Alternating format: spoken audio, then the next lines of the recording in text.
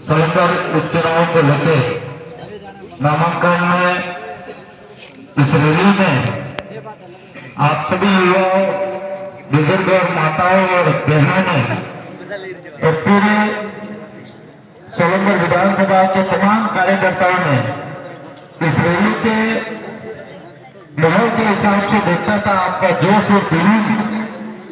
इस रैली का हवा ये बता रही थी कि अब की बार सोलंबर चुनाव जीत के रहेंगे और पूरा भरोसा और विश्वास है कि सोलंबर चुनाव जीतेंगे।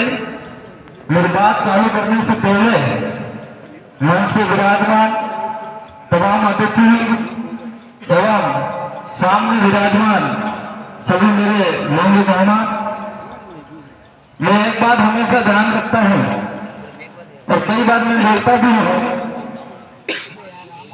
कि मैं जब 2018 के अंदर चुनाव लड़ा था और तब 52,000 वोट मिले थे और सेकंड बार उस समय हार हुई थी और सेकंड बार भारी वोटों से जीत हासिल हुई। फिर दूसरा उदाहरण दरियावत विधानसभा का, जब उपचुनाव हुए तो उपचुनाव में थावर चंद को भी 52,000 वोट मिले और सेकंड बार चुनाव लड़े तो फिर थावर चंद जीत के इस मंच पे बैठे हुए। और तीसरा उदाहरण यहाँ पे आपके सामने है जीतू भाई, जो 52,000 वोट है। पहले चुनाव में कम वोटों से रह गए लेकिन इस बार भारी वोटों से जीतेंगे, इस मंच से मैं कहना चाह रहा हूं। इसलिए अपना जोश और जुनून कम नहीं करना है।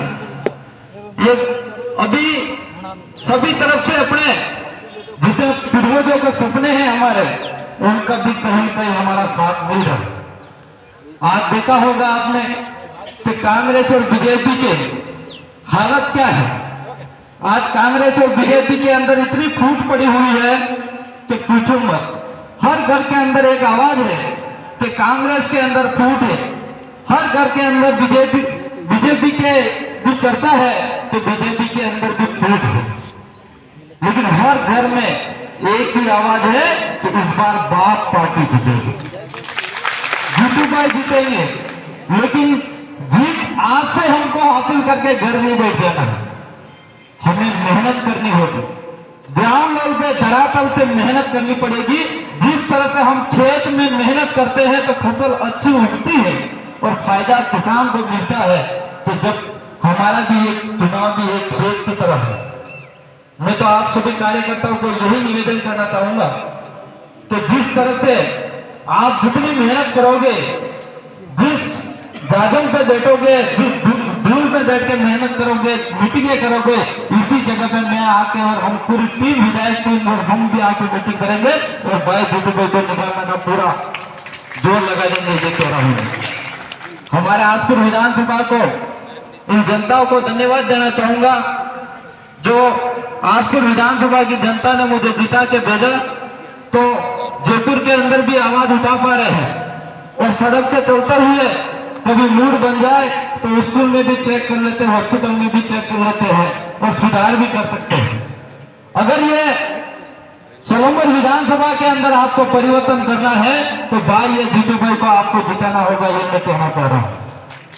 क्योंकि वहां पे कई विधायक बने हैं, 75 साल हो गया, 76 साल हो गए, लेकिन कई विधायक बन के यहाँ सोलंबर विधानसभा से गए, लेकिन यहाँ की जनता की जो वास्तविकता मांग है, उस मांग को कोई विधायक खड़ा नहीं उतरा।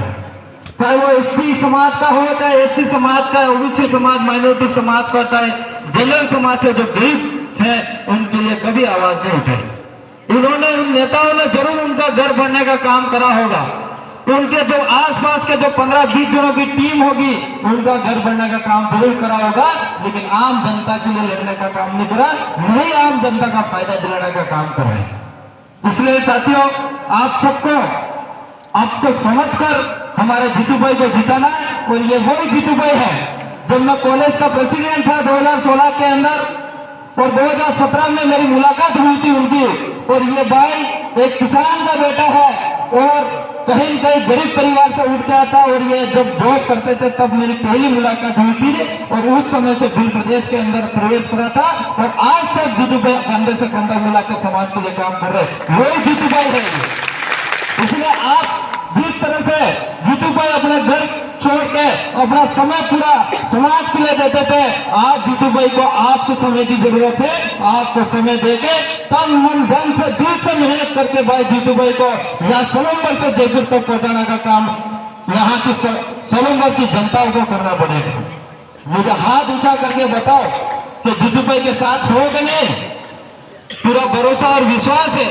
जिस तरह से आपने हाथ ऊंचा करके भाई जीतू भाई को समर्थन दिया है, जितेश भाई को, इसी तरह से हमको साथ देना है, और सोलंबर से चुनाव जरूर जीतेंगे। यहाँ की जनता की आवाज, चाहे शिक्षा की हो, चाहे बिजली की हो, चाहे सड़क की हो, चाहे किसी भी प्रकार की कोई भी आवाज होगी तो जरूर विधानसभा जयपुर के अंदर गुजरेगी। ये मैं पूरा भरोसा और विश्वास दिलाता हूँ। और हम अभी राजस्थान विधानसभा के अंदर 3 है, जो हमारे जेकी भाई और थावरचंद जी मेरे साथी हैं। हम 3 विधायक हैं। मैं हमेशा कहता हूँ कि जब आपने कहीं नारे निर्माण काम में ते भी 3 जना चाहिए करें, तो हमारे भी 3 जना में पास बेटे, हालांकि 3 जना भी पार पड़ी जो, क्योंकि 3 जना था तो 3 बार एक दिन के अंदर 3 बार स्थगित करा दी थी विधानसभा के अंदर, लेकिन 5 करवाना जरूर है।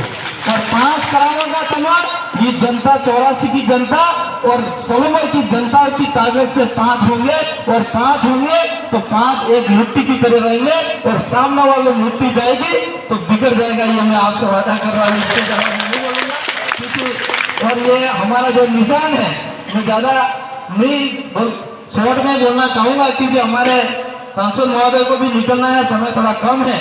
ये हमारा जो निशान है गेडू, अब कई एक यहाँ पे हमारे प्रदेश अध्यक्ष साहब कह रहे थे कि मन्नालाल कह रहा है यहाँ पे कि लड़ चलाओ और आदिवासियों के घर जला दो, तो आप लोग निशान भी ठीक है कि नहीं है?